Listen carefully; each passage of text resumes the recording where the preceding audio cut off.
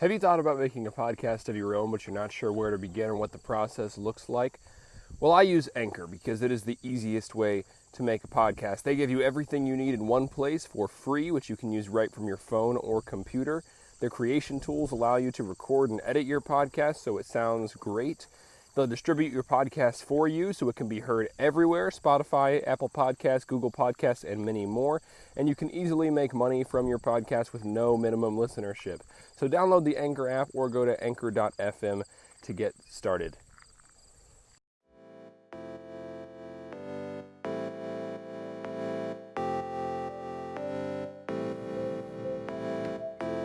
Hello and welcome to Leaflet Educational Research Made Approachable, made like a mini Snickers, like a fun size, made fun size, like the mini Reese's peanut butter cups. It's not quite Reese's Pieces, but it's one of the smaller varieties of the peanut butter cup, if you catch my drift. Anyways, welcome. Today we're going to be discussing an article titled "Placing the Spotlight on Open Educational Resources, Global Phenomenon or Cultural Guise." This was published in the International Education Journal in Comparative Perspectives, Volume 17, Number 3, 2018, pages 15 through 29. Now, if you don't know what an open educational resource is, that's okay, because we're going to talk about it in like 2 seconds. Open educational resources, free online learning tools, have taken interest with the international community as of late, with the goal of increasing the quality of teaching in low-income countries. Due to the lack of regulation in this newly emerged category of tools, there's concern about the substantive quality of the most available popular material.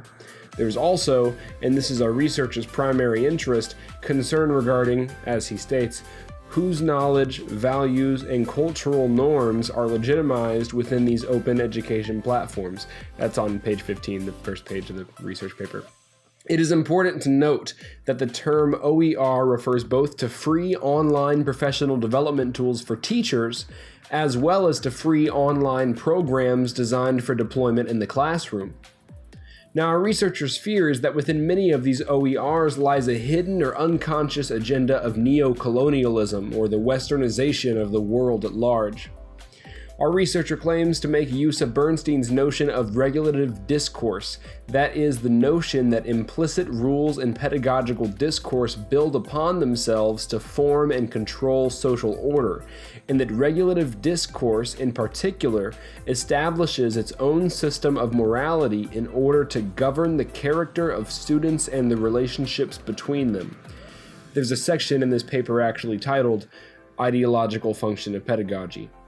Now, our researcher also claims to take the stance of a critical realist in her analysis of this research, allowing for the immediate informing of investigations to come, as well as suggestions for teachers wishing to resist the alleged westernization she finds, based on a philosophically informed account of her research. Now, I keep saying our researcher. I know I usually say the last name, but her last name is Cobb, and I think about corn every time I say it, so you can just know now that her last name is Cobb, and I'm going to keep saying our researcher. In our researcher's research, see, it sounds silly though. I'd almost rather say Cobb and think about corn.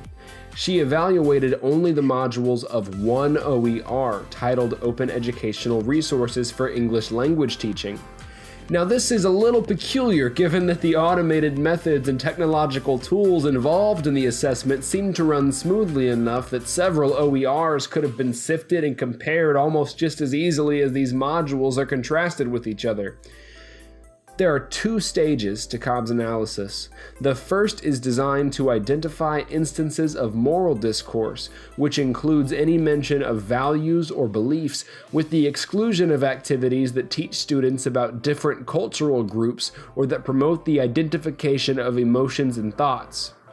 While Cobb's concern with mention of belief is that such subjects may be presented in an unnecessary hierarchical form, her issue with mention of values seems to be that they exist at all, and that they might encourage students to more carefully consider their thoughts and emotions before acting upon them. How dreadful. The second stage of analysis was used to organize these instances thematically for further insight regarding their purposes for appearing in the modules and the kind of impact they might have. Our researcher claims to have discovered, quote, a number of teaching activities that explicitly promote the teaching of moral discourse, unquote. That's on page 20. She cites an assessment activity that asks students to identify value traits as negative or positive, such as honesty, greed, cowardice, tolerance, loyalty, compassion, treachery, pride, and disobedience. While some of these seem slightly arbitrary, such as pride and purity, most of the traits listed as negative and positive are almost universally agreed upon as such, regardless of attachment to the West or the East. In fact, pride was recognized as a negative trait in Oriental cultures long before it was considered such in the West, at least on a widespread scale. In ancient Greece and Rome, pride was considered a virtue. While I disagree with Cobb's claim that this assessment is an example of unconscious neo-colonial efforts, it is my contention that each of these values, if we are to encourage any form of ethical education, deserves standalone definition and exploration, preceding categorization in comparison with other traits. The second activity cited by Cobb, our researcher, is much more disconcerting. In a resource titled Working with Everyday Events, students are asked how regularly they watch movies, eat Chinese food, wear Western outfits, take a bath with warm water, and wake up at 6 a.m., with no option to reply, never. Now, the sample response given in the assessment is, quote, I wear Western outfits once a week for my salsa class, unquote, and the proposed intention of the assessment is to recognize regular activities in one's life. This assessment is strange and a little unnerving, but its peculiar list of activities may be a result of poor, uninformed construction rather than of intentional neo-colonial efforts. Then again, Cobb contends that it is mainly unconscious bias that leads such efforts, so perhaps we are saying the same thing here, even if she continues to use accusatory words like hidden and imposition.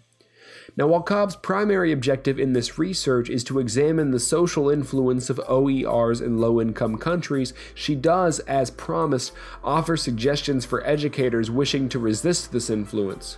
Cobb suggests that local educators resist the implementation of non-contextualized OER material and that they produce new OERs involving their local beliefs, values, and languages. Thank you so much for listening to this episode of Leaflet, Educational Research Made Approachable. As always, the transcript and the link to the article, if you'd like to read it yourself, will be in the description wherever the heck that thing is. What do you think about this? Whose side are you on? Not that there has to be a side, but what are your thoughts? Feel free to leave a comment, leave a review, whatever you're feeling. I want to know. I want to know how you feel. See you next week.